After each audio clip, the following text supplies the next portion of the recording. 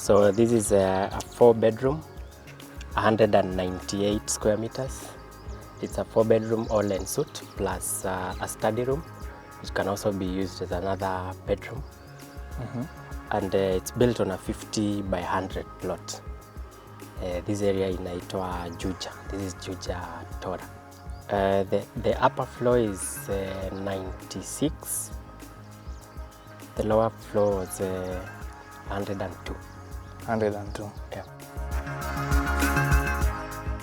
First off, did you handle the design of this house?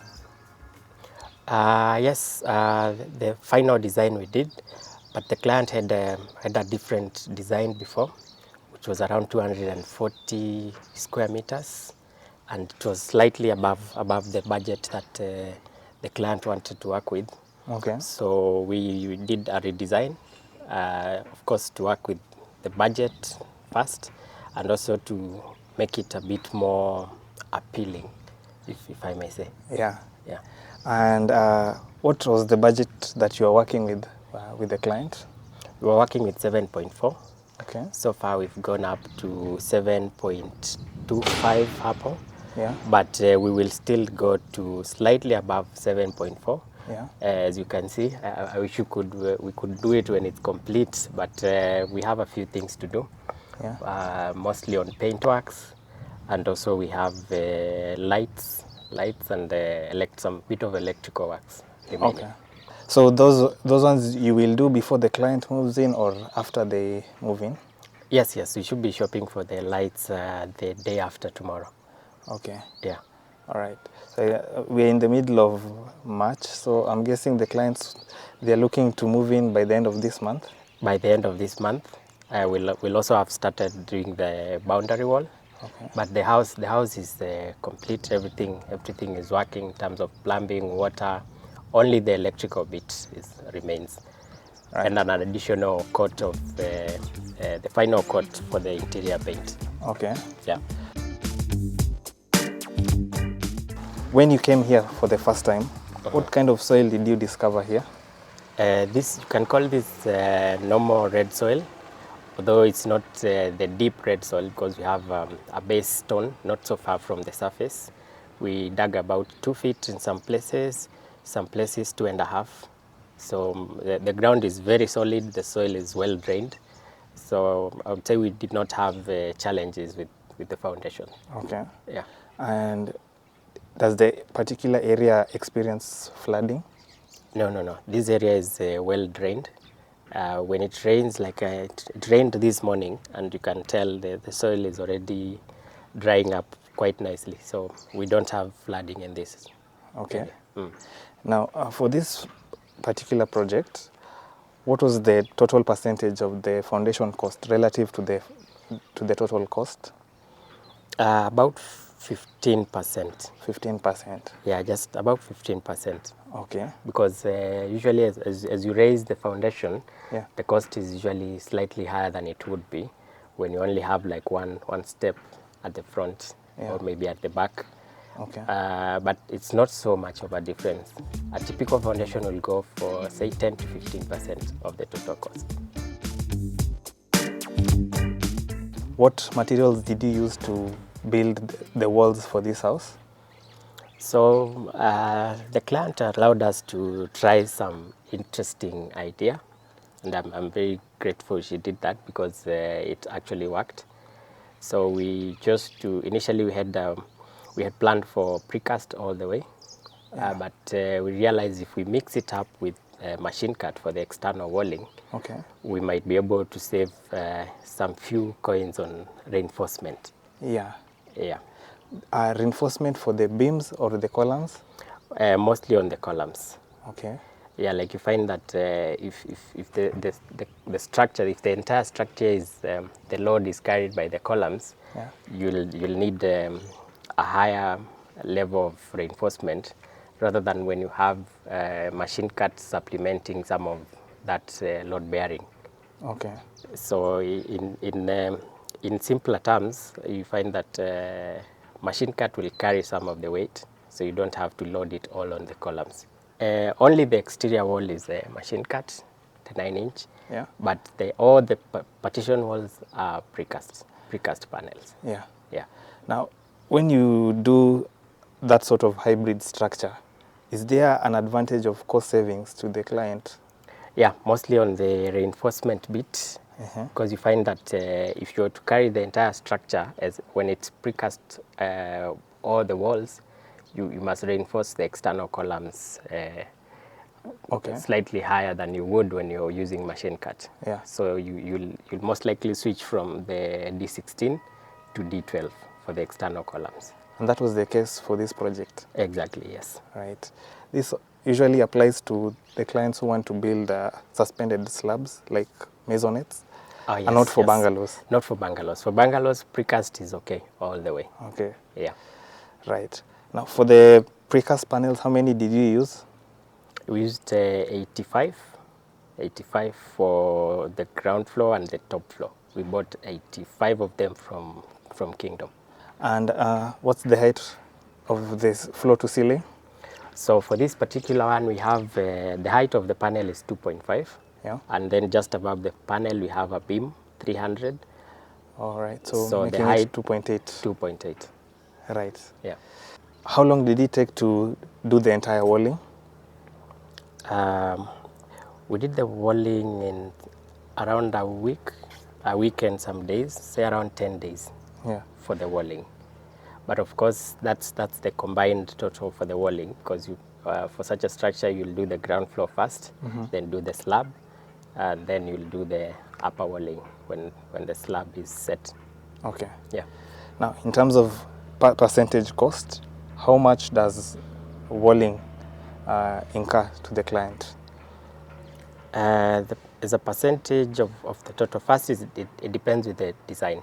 Yeah. How big are the rooms? Because the bigger the rooms, the lesser the wall per square meter. Okay. But for this particular project, the walling cost was around 650,000. Yeah. Yeah. Now that is machine cut plus precast? Machine cut plus precast. Plus plaster? Or No. Plastering comes to the finishing? The plaster is now part of finishing. Unless on the areas where we have the precast, where we don't need to do plaster, we just do the skimming. Okay. Yeah.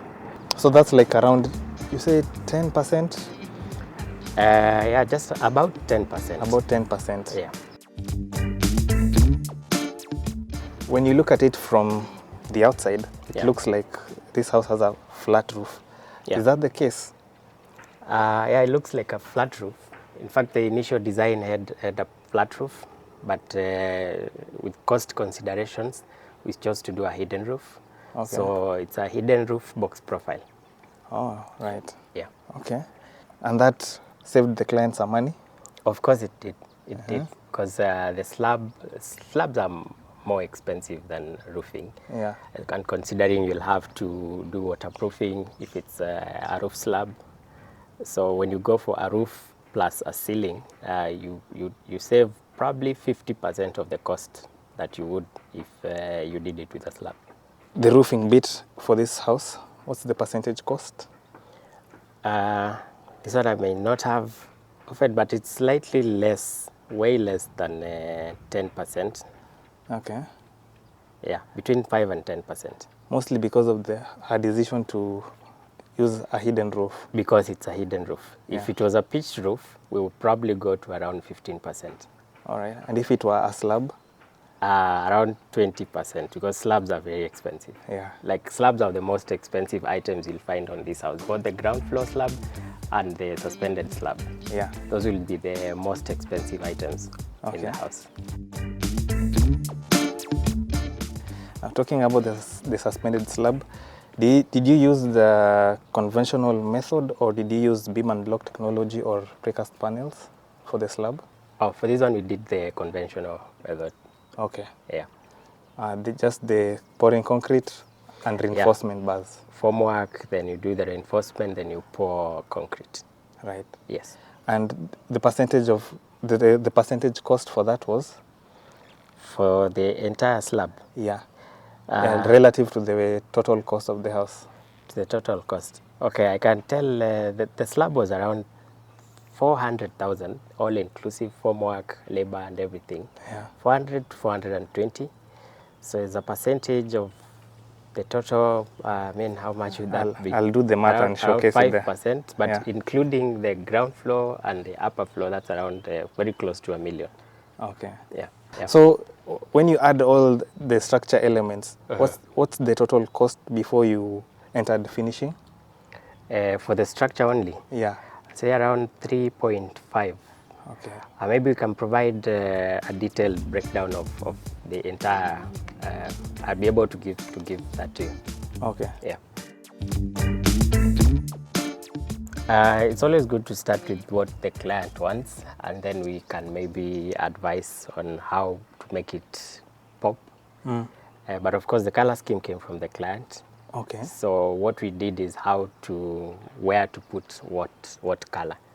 Yeah. Yeah. As you can see, it has some reds, some Shades of gray. some shades of gray. So the colors came from the client. What we did is just to put this here, put this here. Right. Yeah, and of course we discussed with the client. So the client was able to see the renders before we started the paintworks. Yeah. Yep. And did you alter anything during construction, or did you stick to the initial design color scheme? Just a few areas, like on the renders we had, the front ceiling was dark. Yeah, but realized dark is maybe not going to be the best color for the ceilings. Yeah. So we changed that to white. Just a few areas, but the renders will give you a good picture of what to expect. Okay. Yeah. I also like the details you've done for this particular column. I'm guessing this is like the feature column, and she wanted something magnificent. Yeah. To showcase the entry porch, right? Exactly, yes. Yeah.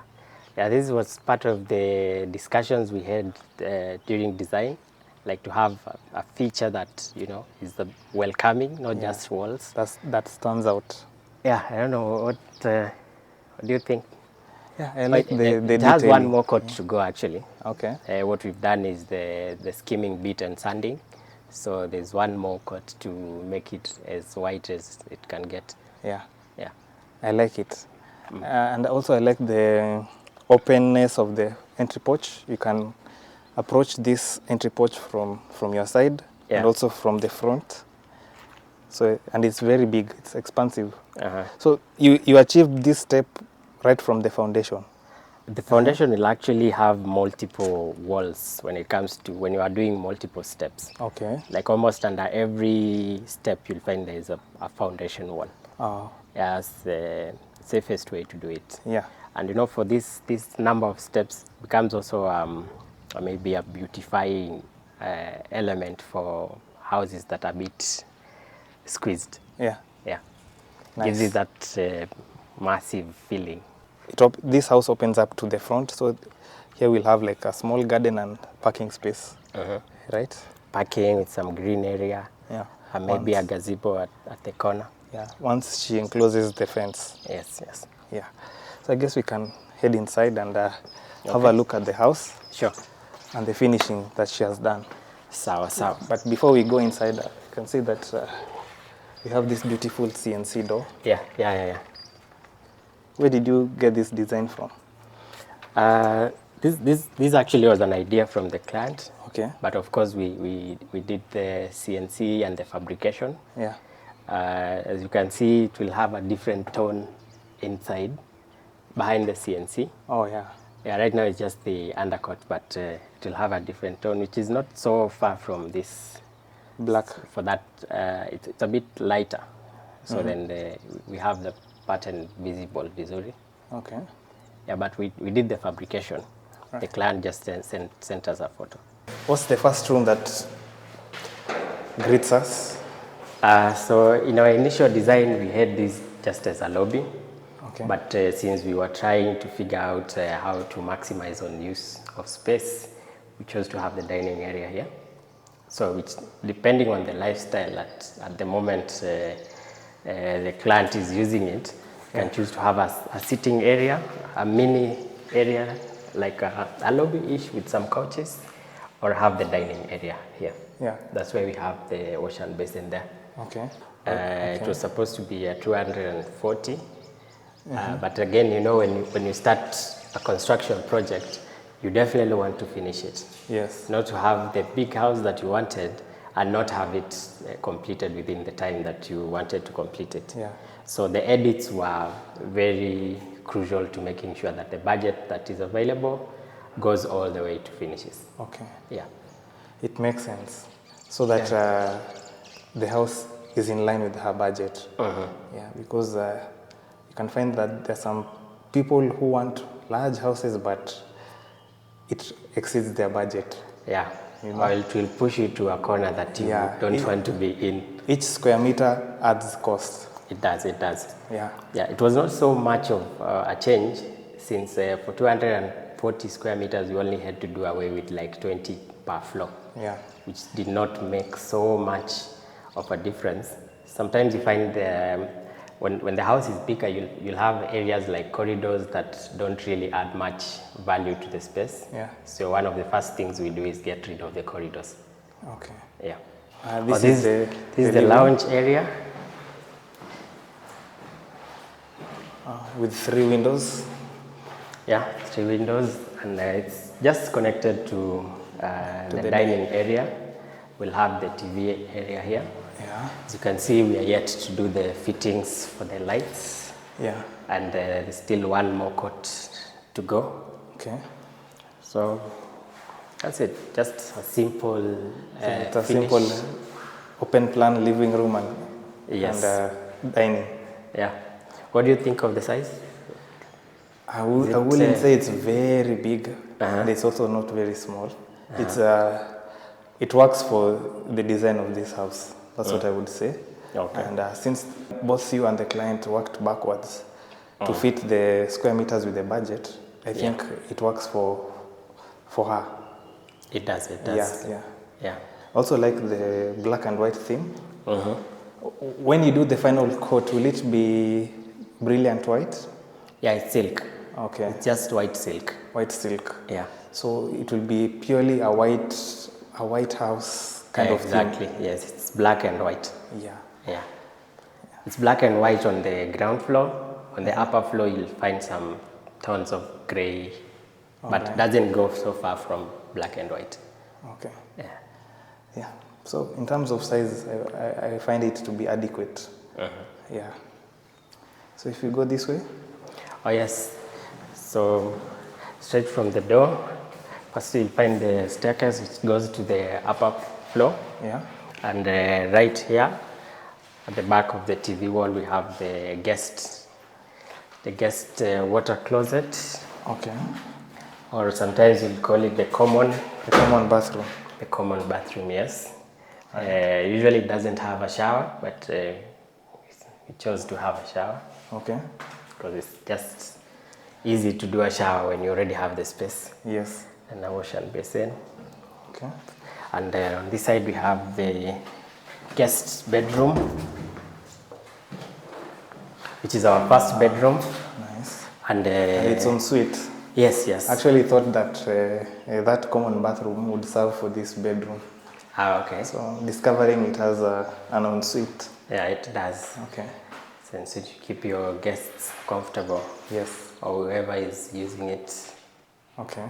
Yeah. And this is just the concrete slab, right? Slab, yes. Okay. This is just skimmed slab. Yeah. For the first floor, you used gypsum. Gypsum, yes. Okay. But on this floor, it's just skimmed plus the cornice at the edge to make it look like gypsum. Yeah. Exactly. Okay. So those are the rooms on the ground floor. Oh, we also have one the bedroom, kitchen. Yeah. On the ground floor, we have one bedroom. Okay. The guest bedroom, and then we have the lounge, of course, the dining, and the kitchen. Yeah. Yeah. So this is our kitchen. Beautiful black and white theme. Yeah, still black and white. Yeah. I usually like this theme for kitchens. Yeah. Then for the pantry, because we're also looking at the space use and everything, we chose to use the space under the staircase as our pantry. That's a brilliant design from the architect now. to maximize the square meters Yeah. and to not waste this space. Yeah, so For that no other- space yeah. goes unused. Because it actually extends all the way to the back, so it's not a small pantry. Yeah, it's not small. But right at the end, we have a provision for the solar batteries. Okay. That's where we'll store them and do a closed cabinet. Yeah. Yeah. Or the clients, they want to use green energy. Yeah, maybe not immediately, but at some point. All right. Yeah. Makes sense. It makes sense. Okay. Now let's go upstairs. I like the CNC detailing for the rails. Uh-huh. Yeah, it complements with the black and white theme for this house. Yeah, it does. Yeah. Yeah, the same pattern with the doors and the balustrades for the balconies. Okay. Yeah. And the staircase is also spacious. Yeah, it's a 1.2. Most smaller, this size of a house, you'll find the staircase is like 1 meter wide. But we go for the 1.2 for the comfort of the users. Yeah. And we also try to make the treads long enough for the comfort of going up and down. Okay. Yeah. And also here we have the stairwell The window, Yeah. which looks awesome on the outside. Yeah. On the outside, it's full height. This beam is hidden at the back of it. Okay. Yeah, you'll find that in many houses. Yeah. That's how it's done. So the glass outside looks continuous, but it's actually broken in two. Yeah, because of this beam, which has a structural function to it. Yeah, you cannot skip this one. Yes. Okay. How many bedrooms are on the first floor? On the first floor, we have three bedrooms and a study room. Okay. Yeah, So let's start with the study room first. with the study. Okay. So this is the first room from the staircase. Supposed to be a TV room, family room, study room, or maybe another bedroom if it's needed. Yeah.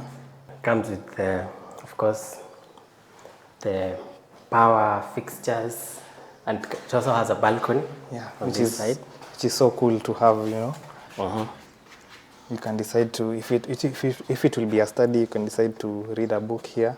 Yeah. While you soak in the environment. Unapata upepo kidogo. Yeah. I like all the rooms on the first floor. They have a balcony. Like 3 of them. Okay. Only one bedroom doesn't have the balcony. Yeah. Yeah. We can head into bedroom 1. So Or rather on the bedroom right, 2. Yeah, on the right side we have the first bedroom Okay. on this floor, which also has a balcony like the study room. Yeah. And of course a closet. It's also en suite. Comes with its own toilet and bath. Bathroom area. Yeah. And as you can notice now, the floor changes slightly. Yeah. Yeah. That grayish theme. Yeah. Okay. It still complements with the white. The white of the walls and also of the wardrobes. And white cabinets all the way. Yeah. And here it opens up to this balcony. Yes. We go to the second bedroom. These bedrooms are like standard sized. Yeah, this is a standard sized bedroom. Okay. A 3 by 3. So this one is bigger actually. Yeah, because it doesn't have the balcony.